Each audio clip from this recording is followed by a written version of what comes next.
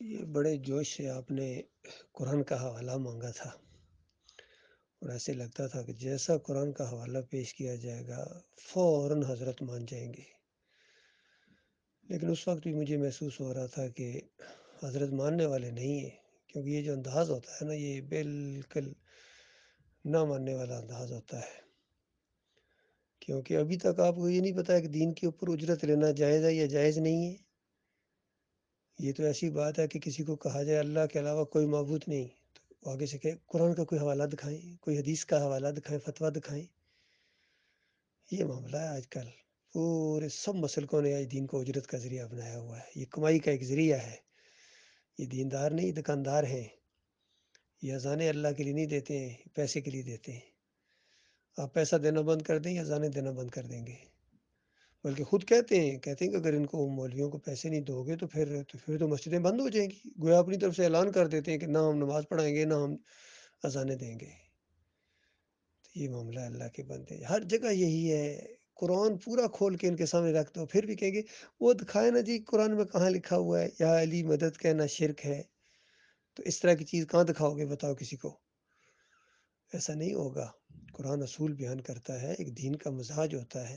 اگر ایک بھی آیت نہ ہوتی تب بھی دین کے اوپر اجرت لینا جائز نہیں تھا، کیونکہ فطرت کے خلاف ہے، عقل کے خلاف ہے۔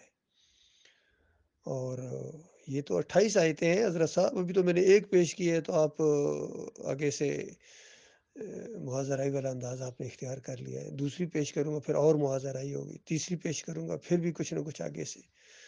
پورا قرآن آپ کے سامنے کھول دیا جائے آپ جیسے لوگوں کے سامنے، تو کبھی یہ ماننے والے نہیں ہیں۔ مردے بھی آ کر اگر بات کریں کہ ہم مارے گئے وہاں دین کو جو ہم بیچا کرتے تھے، اجرت کا ذریعہ بنایا ہوا تھا، اور ہم مسلکوں کے اندر تھے، شرک کرتے تھے، 11ویں کرتے تھے، 12ویں کا کیک کاٹتے تھے، 10 محرم کی سبیلیں لگاتے تھے، شربت پیتے تھے، مارے گئے۔ اس کی وجہ سے ہمیں بہت کٹ پڑ رہی ہے، فرشتے تھوڑے مار رہے ہیں ہمیں۔ یہاں آ کے اگر آپ کو کہہ دیں، عبد القادر جیلانی آ کے کہہ دیں، محی الدین چشتی آ کے کہہ دیں، علی اجمیری آ کے کہہ دیں، مجدد الثانی آ کے کہہ دیں کہ مارے گئے، شاہ ولی اللہ کا پورا خاندان آ جائے کہ مارے گئے، کفر و شرک پھیلا کے مرے تھے، اور وحدت الوجود اور وحدت الشہود پھیلا کے مرتے رہے، ہمیں مار پڑ رہی ہے، اور وہاں لٹکے ہوئے الٹے، تو اگر وہ آ کے کہہ دیں تب بھی کہیں گے نہ یہ کیسے ہو سکتا ہے، یہ تو بڑے معزز صوفیت ہے، یہ کیسے جہنم میں جا سکتے ہیں۔ تو یہ دماغ بنا دیا گیا ہے آج ان مسلمانوں کو، جو پوری دنیا میں ذلت اور خواری ہے، وہ اسی وجہ سے اس قرآن کو انہوں نے چھوڑ دیا ہے۔ اس قرآن کے اوپر ان کا اتفاق ہی نہیں ہے۔ محمود الحسن صاحب سورہ فاتحہ سے ایاک نعبد و ایاک نستعین کی تشریح میں کرتے ہیں کہ اللہ کے پیارے جو بندے ہیں، مقبول بندے، ان کو پکارنا یہ اللہ ہی کو پکارنا ہے۔ بتاؤ، توحید ختم، شرک اور کفر شروع ہو گیا پہلے صفحے سے ان کا۔ پھر اب پورا قرآن اب ہدایت کے لیے کیسا ان کے دروازے کھولے گا؟ جو پہلے صفحے پر یہ عقیدہ بنا کے آگے جائیں کہ اللہ کے نیک بندوں کو مدد کے لیے پکارنا یہ اللہ ہی کو پکارنا ہے، بس ختم، کہانی ختم ہوگی۔ ابلیس نے آپ کا گلا گھونٹ دیا۔ وہ جو کسی نے کہا کہ گلا تو گھونٹ دیا اہل مدرسہ نے تیرا، کہاں سے آئے صدا لا الہ الا اللہ۔ اس کے بعد اشرف علی تھانوی صاحب کہتے ہیں کہ اللہ کے بندوں کو نبی کا بندہ کہا جا سکتا ہے، سورہ زمر میں آیا ہے۔ شاہ ولی اللہ صاحب کہتے ہیں کہ پورے قرآن سے ہم ثابت کر سکتے ہیں وحدت الوجود۔ ڈاکٹر اسرار کہتے ہیں کہ وحدت الوجود تو سورہ الحشر سے ثابت ہے۔ تو اس طرح آج بلکہ ڈاکٹر اسرار کا ایک کلپ دیکھا، عقل حیران ہے کہ وہ چارٹ بنا کے بورڈ کے اوپر سمجھا رہے ہیں کہ یہ جو انسانی روحیں ہیں یہ اللہ ہی کے اندر سے نکلی ہوئی ہیں، اور کچھ عرصے کے لیے دنیا میں ان کو جسم ملا ہے، اس کے بعد زندگی گزارنے کے بعد آگے جائیں گے، کچھ لوگ جنت میں جائیں گے، کچھ لوگ جہنم میں جائیں گے۔ اور پھر آخر میں کہتے ہیں کہ ابن تیمیہ اور ابن عربی کہتے ہیں کہ آخر میں جہنم کو بھی ختم کر دیا جائے گا، اور کچھ کا عقیدہ یہ ہے کہ جنت کو بھی آخر میں ختم کر دیا جائے گا، اور کہتے ہیں میں بھی اسی رائے کا قائل ہوں۔ اور پھر وہ جو روحیں ظاہری بات ہے جہاں سے آئی تھیں، اللہ کے اندر سے نکلی تھی، اللہ کے اندر چلی جائیں گی۔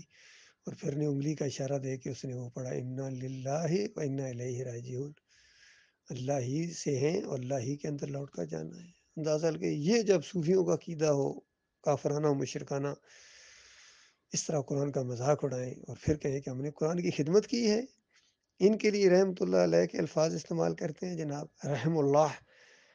یہ علی انجینئر صاحب، اس کے 4 شیطان استاد گزرے ہوں، وہ کیسا حق بات بیان کر سکتا ہے؟ مولوی ساکھ، اور ایک وطن ہے وہ رمزئی کے یوسف زئی جس کا نام ہے، مولوی اہل حدیثوں کا، اور ڈاکٹر اسرار کو بھی، مودودی کو بھی، سب نے مل کے اللہ کے دین کا اس طرح جنازہ نکالا ہے۔ آج جو برگس بنا ہوا ہے ان کا، پوری دنیا میں ذلت اور خواری جگ ہنسائی، لوگ ہنستے ہیں ان کے اوپر، انہی کی وجہ سے، انہی مولوی اور پیروں کی وجہ سے۔ طاہر القادری کو دیکھو، طارق جمیل کو دیکھو، اندازہ لگائیے، میرے نبی نے فرمایا، میرے نبی نے، آغاز یہاں سے کرتا ہے، اور نبی علیہ السلام کی ایک بات نہیں مانتا، یہ نمک حرام غدار ہے۔ یہی حال تقی عثمانی کا ہے، یہی حال فضل الرحمان کا ہے، یہی خلیل الرحمان کا ہے، یہی منور سلطان کا ہے، یہی محمد حنیف کا، سارے ایک ہی کشتی کے مسافر ہیں، یقین کیجیے۔ اللہ کے دین کو انہوں نے پیچھے کر کے اپنی چلائی ہے، تو پھر ہم بھی کیوں نہ وہ بات کہہ دیں، ما لکم لا ترجون للہ وقارا وقد خلقکم اطوارا، تمہیں کیا ہو گیا، سر پھرو، تمہارے نزدیک اللہ کا کوئی وقار نہیں ہے؟ اللہ کی کتاب کو پیچھے کرتے ہو، اپنے مولویوں اور پیروں کے اور امیروں کے فتووں کو آگے لاتے ہو، مقابلہ کرتے ہو۔ چند دنوں کا معاملہ ہے، تمہیں پتہ چل جائے گا کیا لے کر آئے ہو، کون جیتا کون ہارا، پتہ چل جائے گا۔